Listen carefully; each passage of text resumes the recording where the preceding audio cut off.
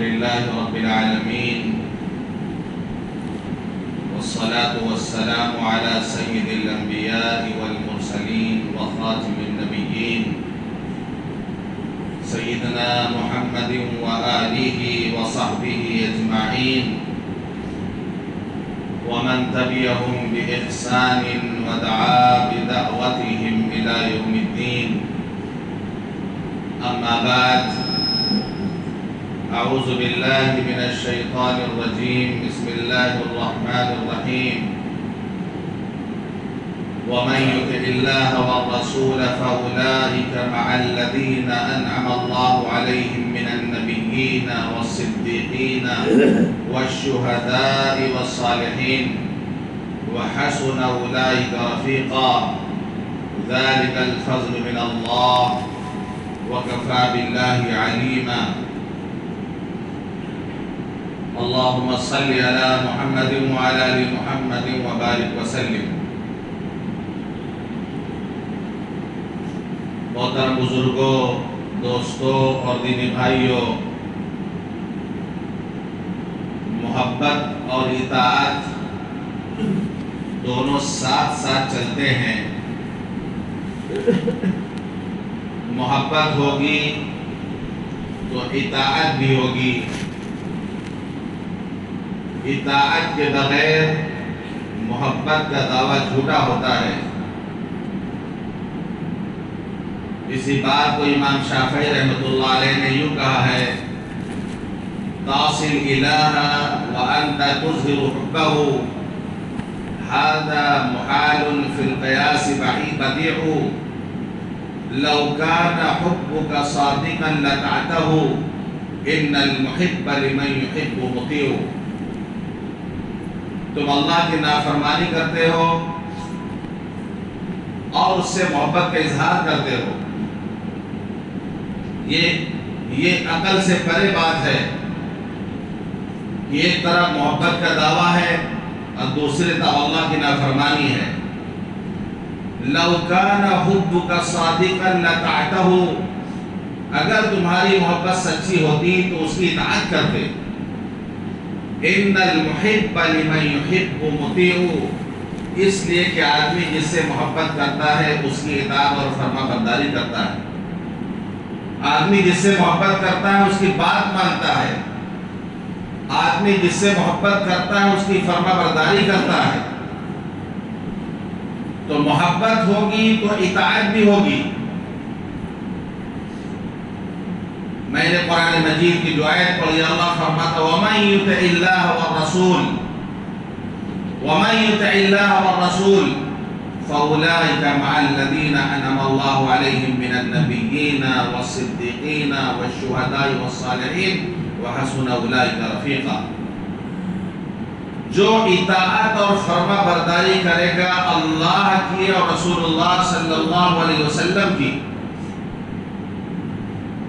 محبت کے ساتھ اطاعت، وَمَن يُطِعِ اللَّهَ وَالرَّسُولَ، کہ جو اطاعت اور فرما برداری کرے گا اللہ کی اور رسول اللہ صلی اللہ علیہ وسلم کی، تو قیامت کے دن وہ انبیاء، شہداء، صدیقین، صالحین کے ساتھ ہوگا. اور یہ بہت اچھے ساتھی ہیں. یہ اللہ کا فضل ہے اور جاننے کے لیے اللہ کافی ہے. ہمارا حال یہ ہے کہ ہم محبت کا دعویٰ تو کرتے ہیں، ہم محبت کے نعرے کو لگاتے ہیں، لیکن ہماری زندگی اطاعت سے خالی ہوتی ہے. صحابہ کرام کا معاملہ یہ تھا کہ محبت کے ساتھ ساتھ اطاعت اور فرما برداری کرتے تھے. وہ اگر نبی سے محبت کا اظہار کرتے تھے تو نبی جس بات کا حکم دے دیں سر کٹانے کے لیے تیار رہتے تھے، سر جھکانے کے لیے تیار رہتے تھے. ایک صحابی ہیں، ان کا حال یہ تھا محبت کا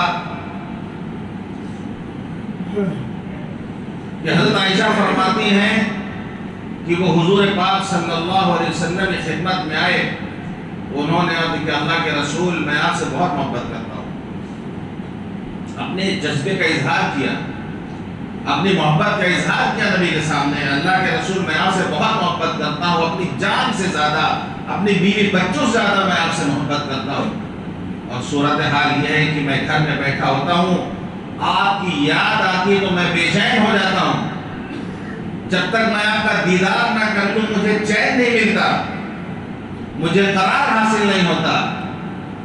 جب آپ کی یاد تڑپاتی ہے تو میں فوراً آپ کی خدمت میں حاضر ہو کر آپ کی زیارت سے مشرف ہو جاتا ہوں، آپ کی زیارت کر لیتا ہوں، لیکن کبھی سوچتا ہوں کہ جب اس دنیا سے ہم چلے جائیں گے، آپ اس دنیا میں تشریف لے جائیں گے، آپ جنت میں اونچے مقام پہ ہوں گے، ہم اگر جنت پہ بھی گئے تو نیچے کہیں جگہ ملے گی، نیچے ہوں گے آپ بلند مقام پہ ہوں گے، معلوم نہیں وہاں سے ملاقات ہو کہ نہ ہو، آپ کے دیدار کے بغیر تو جنت میں بھی مزہ نہیں آئے گا، یہ سوچ کر میں بے چین ہو جاتا ہوں کہ وہاں سے کیسے ملاقات ہوگی۔ ابھی اللہ کے رسول صلی اللہ علیہ وسلم نے کوئی جواب نہیں دیا، جبریل امین آیت لے کر آ گئے، وَمَن يُطِعِ اللَّهَ وَالرَّسُولَ، جو اطاعت اور فرما برداری کرے گا، یہ آیت نازل ہوئی، صرف یہ نہیں کہ جو اللہ اور اس کے رسول سے محبت کرے گا، اطاعت کا لفظ ہے وَمَن يُطِعِ اللَّهَ وَالرَّسُولَ، یہ آیت نازل ہوئی، یہ گھبرانے کی بات نہیں ہے، جو اللہ اور اس کے رسول کی اطاعت اور فرما برداری کرے گا، اپنی زندگی اطاعت میں گزارے گا، قیامت کے دن وہ انبیاء کے ساتھ ہوگا، صدیقین کے ساتھ ہوگا، شہداء کے ساتھ ہوگا، صالحین کے ساتھ ہوگا، یعنی وہاں حضور پاک صلی اللہ علیہ وسلم سے ملاقات ہوگی، وہاں بھی آپ کی زیارت نصیب ہوگی۔ تو محبت کے لیے اطاعت شرط ہے، اطاعت کے بغیر محبت کا دعویٰ اگر کوئی کرتا ہے تو خود کو دھوکہ دے رہا ہو۔ اللہ کے رسول نے فرمایا میرے آنکھوں کی ٹھنڈک نماز میں ہے، میرے آنکھوں کی ٹھنڈک نماز میں ہے۔ اگر کوئی نبی کی محبت کا دعویٰ کرتا ہے لیکن نماز نہیں پڑھتا ہو، نماز چھوڑتا ہے، نماز قضا کرتا ہے، نماز نہیں پڑھتا ہو، تو حضور پاک صلی اللہ علیہ وسلم کو تکلیف پہنچا رہا، اور وہ خوش ہے کہ ہم حضور سے محبت کرتے ہیں۔ اگر محبت سچی ہوتی تو حضور کی آنکھوں کو ٹھنڈک پہنچاتا ہو، نماز کا اہتمام کرتا ہو، یہ سوچتا کہ ہم نماز پڑھیں گے تو حضور پاک صلی اللہ علیہ وسلم کی آنکھیں ٹھنڈی ہوں گی۔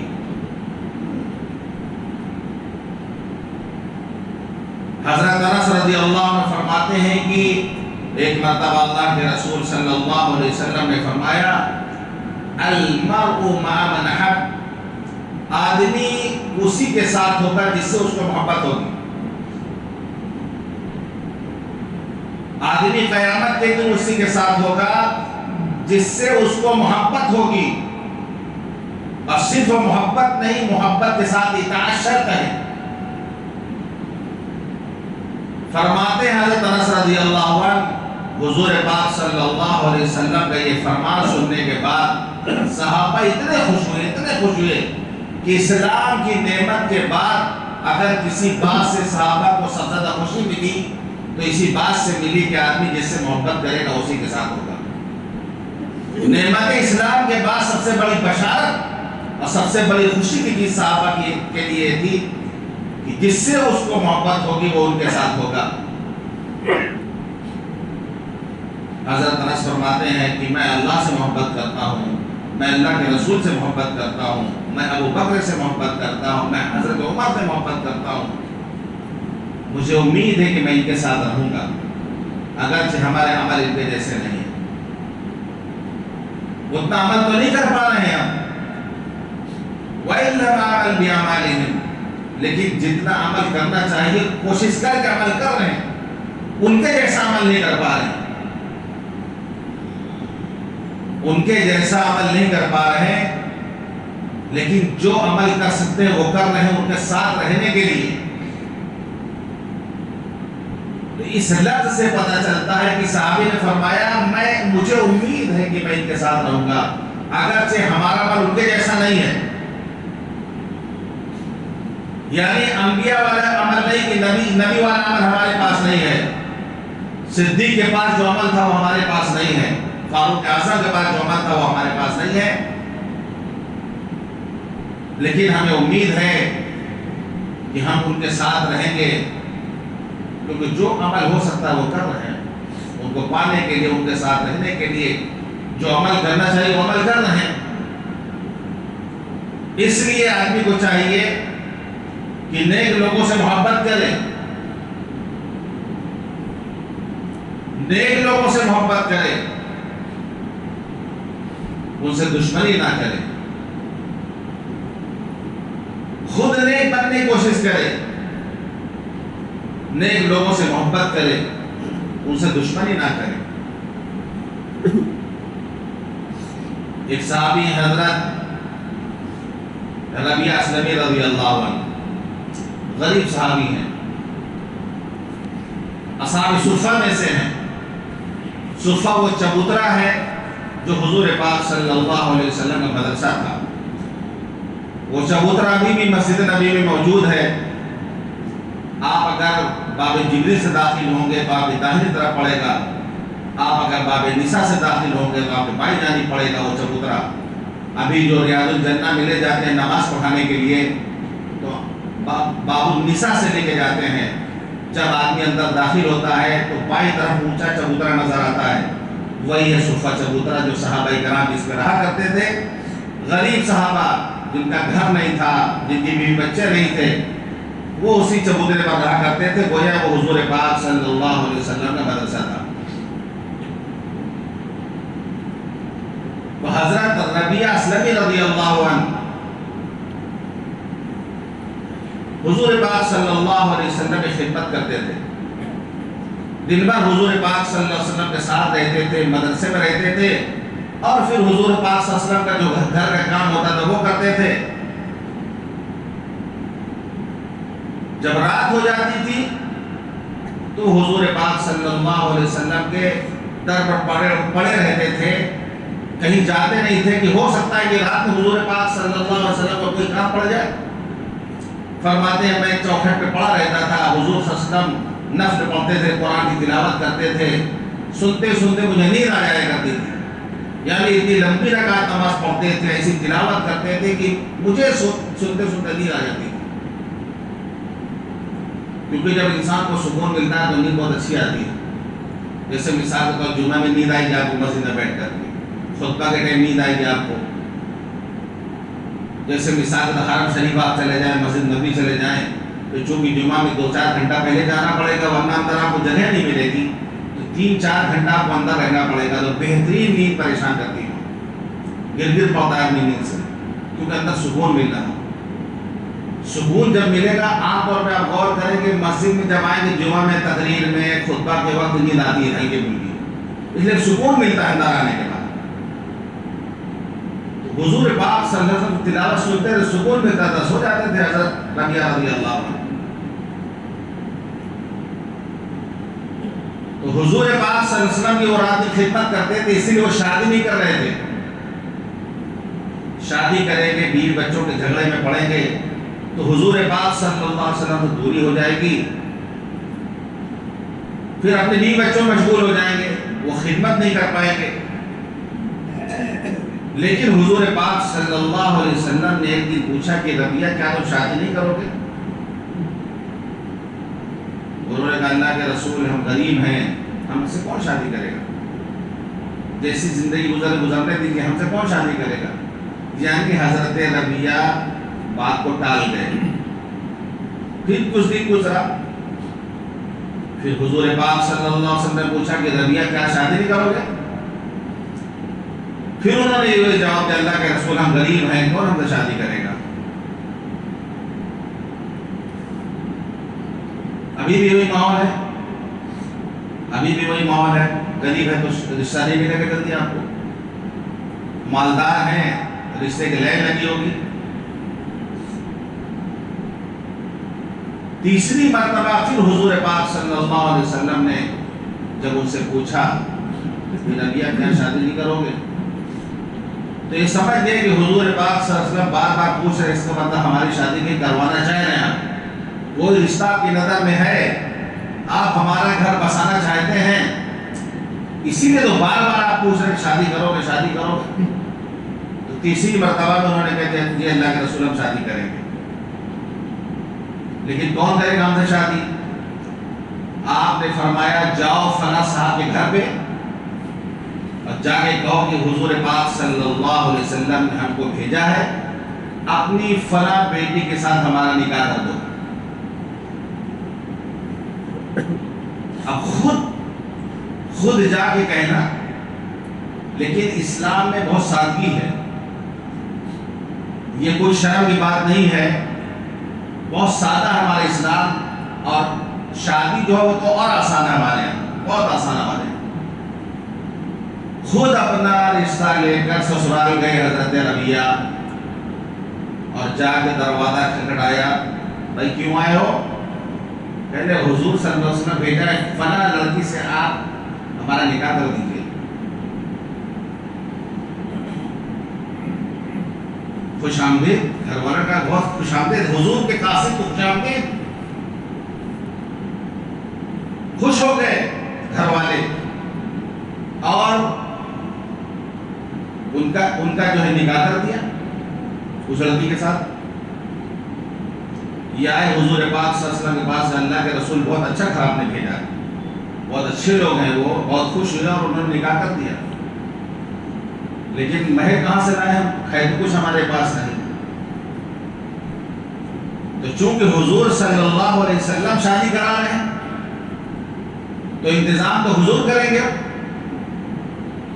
انہی کے قبیلے کے ایک مالدار تھے حضرت بریدہ رضی اللہ عنہ، ان کو بلا کے آپ نے فرمایا گٹھلی کے برابر سونے کا انتظام کرو۔ سونے کا انتظام ہوا، آپ نے دیا حضرت ربیہ کو کہ دلہن کو یہ مہر دے دینا۔ ٹھیک ہے، یہ بھی ہوگا، اللہ کے رسول ولیمہ تو سنت ہے، وہ کیسے ہوگا؟ پھر آپ نے حضرت بریدہ سے کہا کہ ایک بھیڑ یا خصی دمبا کا انتظام کر دو اس کے لیے، ولیمہ کے لیے۔ انہوں نے وہ رقم دے دی۔ آپ نے فرمایا ہمارے گھر چلے جاؤ، حضرت عائشہ کے پاس جا کے کہو کہ جو گھر میں جو رکھا ہوا ہے وہ ہم کو دے دو، وہ ہمیں دے دو۔ تو حضرت ربیہ رضی اللہ عنہ گئے حضرت عائشہ رضی اللہ عنہ کا، اور ایک ٹوکرا انہوں نے اٹھا کے دے دی، جو کا لے کے چلے آئے۔ آپ نے فرمایا یہ سب سامان اپنے سسرال لے جاؤ، ان لوگوں سے کہہ دو کھانا تیار کریں، کیونکہ ان کے یہاں تو کوئی تھا ہی نہیں، یہ شادی ہو رہی ہے صحابی کی، یہ ہے ہمارے اسلام کی صحابی کی شادی ہو رہی ہے۔ یہ ٹوکرا لے کر کے اور دمبا لے کر پہنچے لڑکی کے گھر۔ ان لوگوں نے کہا کہ روٹی تو ہم پکا دے رہے ہیں، لیکن یہ دمبا کو آپ ذبح کریے، آپ لوگ تیار کریے اس کو۔ انہوں نے کہا ٹھیک ہے، اپنے دوستوں کو لے جا کر کے پھر دمبا ذبح کیا اور اس کو پکایا۔ روٹی یہاں پک رہی ہے اور سالن وہاں پک رہا ہے۔ بہرحال کھانا تیار ہوا تو حضور صلی اللہ علیہ وسلم کو بھی دعوت دیا، بھی تشریف لائے۔ یہ ان کا ولیمہ ہو گیا، اس طریقے سے ان کا گھر بس گیا۔ ایک مرتبہ حضور پاک صلی اللہ علیہ وسلم نے ان سے پوچھا کہ ربیہ کوئی آرزو ہے، کوئی تمنا ہے، کچھ مانگنا ہے تو مانگ لو ہم سے۔ رحمت عالم کی رحمت جوش پر ہے، آپ اپنے خادم سے کہہ رہے ہیں کہ ربیہ کچھ مانگنا ہے تو مانگ لو۔ انہوں نے اللہ کے رسول مہلت دیجیے، تھوڑا سوچ سمجھ لیں کیا مانگنا ہے، جلدی فیصلہ نہیں کرنا چاہتے ہیں، تھوڑا سا سوچنے کا موقع دیجیے آپ۔ یہ گئے اور رات بھر سوچا انہوں نے کیا مانگنا چاہیے، کیا مانگنا چاہیے۔ دنیا مانگتے ہیں تو دنیا چند روز میں ختم ہو جائے گی، سونا چاندی گھر کچھ بھی مانگتے ہیں تو چند روز میں ختم ہو جائے گی۔ انہوں نے کہا کہ آخرت مانگتے ہیں، اور حضور صلی اللہ علیہ وسلم سے یہ درخواست کریں گے کہ اللہ کے رسول جنت میں آپ کے ساتھ رہنا چاہتے ہیں، یہ ان کے ذہن میں ہے۔ اگلے دن جب گئے تو حضور پاک صلی اللہ علیہ وسلم نے پوچھا کہ ربیہ کیا جواب سوچا تم نے؟ انہوں نے کہا اللہ کے رسول جنت میں آپ کے ساتھ رہنا چاہتے ہیں، جنت میں آپ کی رفاقت چاہتے ہیں۔ آپ نے فرمایا اور تو کچھ نہیں؟ نہیں اللہ کے رسول آپ کی رفاقت ہمیں چاہیے جنت میں، آپ کا ساتھ جس طرح دنیا میں ساتھ میں رہتے ہیں اس طرح جنت میں آپ کے ساتھ ہم رہیں۔ کیسی اعلیٰ چیز مانگی انہوں نے، کیسی بڑی نعمت مانگی انہوں نے۔ آپ نے فرمایا اگر جنت میں ہمارے ساتھ رہنا ہے تو پھر سجدے کی کثرت سے میری مدد کرو۔ یہاں پر پھر وہی بات اطاعت کیا گئی، یہ نہیں کہ ٹھیک ہے اللہ کے رسول بہت محبت ہے آپ سے، رات دن کی خدمت ہم کرتے ہیں، تو حضور فرما دیتے ٹھیک ہے جنت میں تو ہمارے ساتھ رہو گے۔ فرمایا اگر جنت میں ہمارے ساتھ رہنا ہے یہ خواہش ہے تمہاری تو سجدے کی کثرت سے میری مدد کرو، یعنی خوب عبادت کرو، پھر خوب عبادت کرو۔ اور حضرت ربیہ نے اس کے بعد خوب عبادت کی، عبادت کا خوب اہتمام کیا کہ ہم جنت میں حضور صلی اللہ علیہ وسلم کے ساتھ رہیں گے۔ اس واقعے سے پتہ چلتا ہے کہ اللہ کے رسول صلی اللہ علیہ وسلم نے اگر کوئی ایسا موقع آیا تو صحابہ کرام کو عمل پہ ابھارا ہے، عمل کی طرف توجہ دلائی ہے کہ جنت چاہیے تو عمل کرنا پڑے گا، صرف تمنا سے جنت نہیں ملے گی۔ عمل پہ صحابہ کرام کو کھڑا کیا حضور پاک صلی اللہ علیہ وسلم، تو حضرت ربیہ کو ٹھاٹ ہو گئے، شادی بھی ہو گئی، اور جو ہے حضور صلی اللہ علیہ وسلم سے جو درخواست کرنی تو وہ بھی کر دیا ہے، یعنی دنیا بھی مل گئی آخرت بھی مل گئی،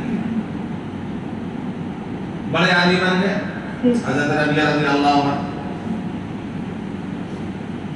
ایک زمین بھی حضور صلی اللہ علیہ وسلم نے ان کو دے دی ایک جگہ پر، صدیق اکبر رضی اللہ عنہ کے بغل میں زمین بھی ان کو مل گئی گھر بنانے کے لیے، اور کس کے بغل میں؟ حضرت صدیق اکبر رضی اللہ عنہ کے بغل میں۔ ایک مرتبہ معاملہ ایسا ہوا کھجور کے درخت کے بارے میں ان کا جھگڑا ہو گیا حضرت صدیق اکبر رضی اللہ عنہ سے، کوئی بات رہی ہوگی، ایک درخت کے معاملے کوئی بات ہو گئی، تو صدیق اکبر رضی اللہ عنہ نے غصے میں سخت بات کہہ دی حضرت ربیہ کو، سخت بات کہہ دی۔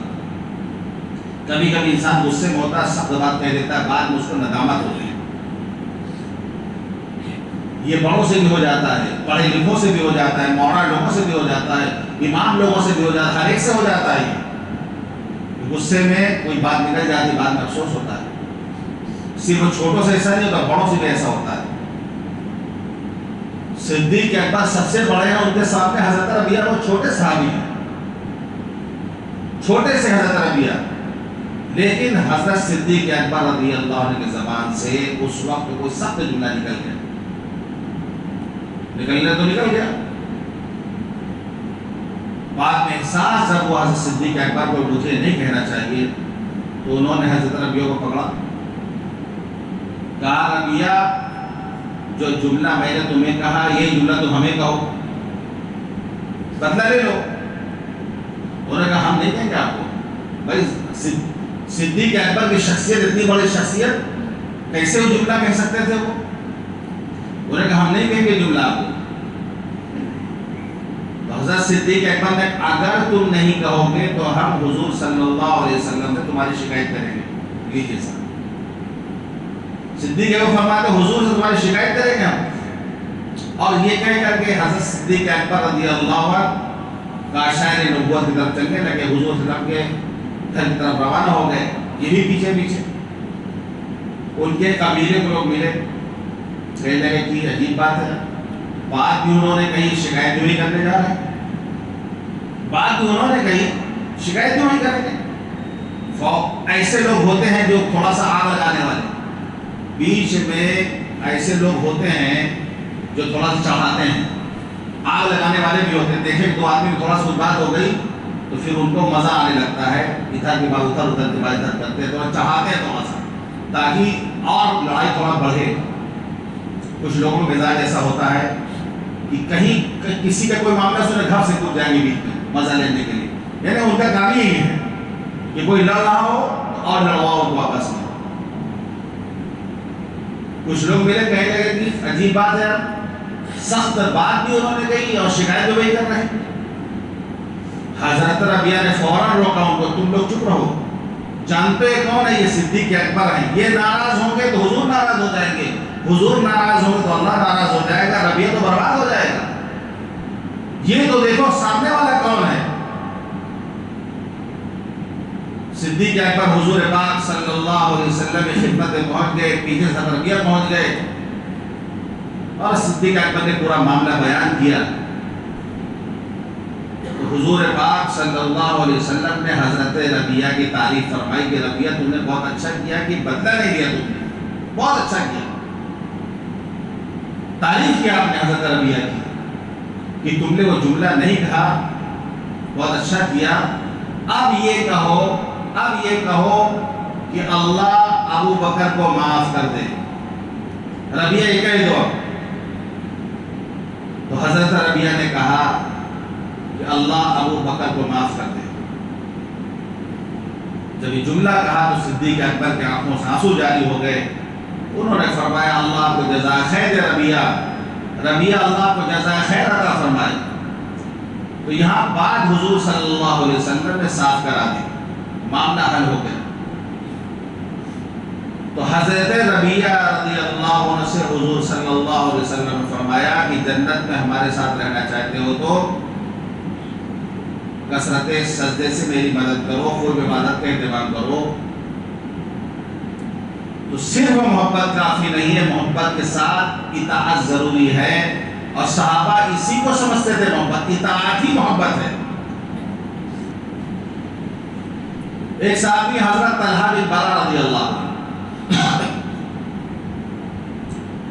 وہ حضور پاک صلی اللہ علیہ وسلم کی خدمت میں محبت میں آپ سے سمٹ گئے، لپٹ گئے آپ سے، ہاتھ پیر کا بوسہ دینے لگے۔ نوجوان تھے، اللہ کے رسول سے محبت کا اظہار کرنے لگے۔ وہ ہر ایک کا اپنا اپنا انداز ہوتا ہے محبت کا اظہار کرنے کا، ان کا یہ انداز تھا کہ آگے حضور لپٹ گئے آگے۔ تو لوگوں کے محبت کا اظہار کرنے کے بھی انداز الگ الگ ہوتا ہے۔ حضور پاک صلی اللہ علیہ وسلم کو بوسہ دینے لگے، ہاتھ پیرا کا چھوٹنے لگے۔ وہ اللہ کے رسول آپ سے بہت محبت کرتے ہیں، جو حکم دیں ہم کرنے کو تیار ہیں۔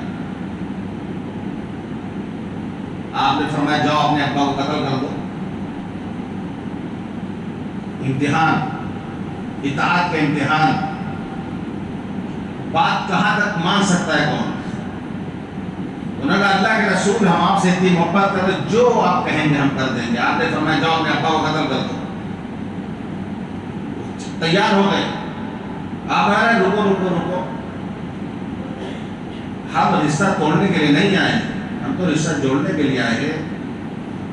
یہ ایک امتحان تھا ان کا کہ بات کہاں تک مانتے ہیں، اطاعت کہاں تک کر سکتے ہیں۔ وہ اور صحابی کھڑے اترے اطاعت میں کہ نبی جو حکم دے دیں ہم کریں گے اس میں، چاہے وہ ہماری سمجھ میں آئے نہ آئے، ہماری عقل میں آئے نہ آئے، وہ ہمارے لیے اچھا ہو، خوشی کا باعث ہو یا غم کا باعث ہو، نبی کی اطاعت ہر حال میں کرنا ہے۔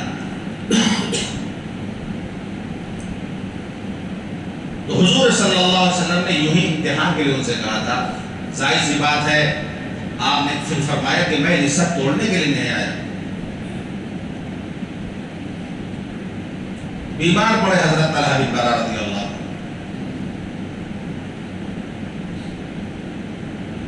اتنے بیمار پڑے کہ آخری وقت ان کا آ گیا۔ یہ دور رہتے تھے مدینے سے، غالباً قبا کی طرف کہیں رہتے تھے، کیونکہ مسجد قباء کے پاس ایک چھوٹی سی مسجد ہے سڑک کے کنارے بغیر چھت کی، جس کو ہم نے خود دیکھا تھا ایک زمانے میں اس میں کوئی چھت وت نہیں تھی، بالکل چھوٹی سی مسجد بغیر چھت کی سفید کلر کی. اس مسجد کا نام ہے مسجد بنو انیف، جسے مسجد مصبہ بھی کہا جاتا ہے. ابھی گورنمنٹ نے اس کو تھوڑا سا مینٹین کر دیا ہے، تھوڑا سا اور بڑی بنا دیا ہے، لیکن وہ پرانی والی مسجد اندر موجود ہے. اس موقع پر حضور صلی اللہ علیہ وسلم جب ان کی عیادت کے لیے تشریف لے جا رہے تھے تو اس میں آپ نے نماز ادا فرمائی تھی وہاں پر.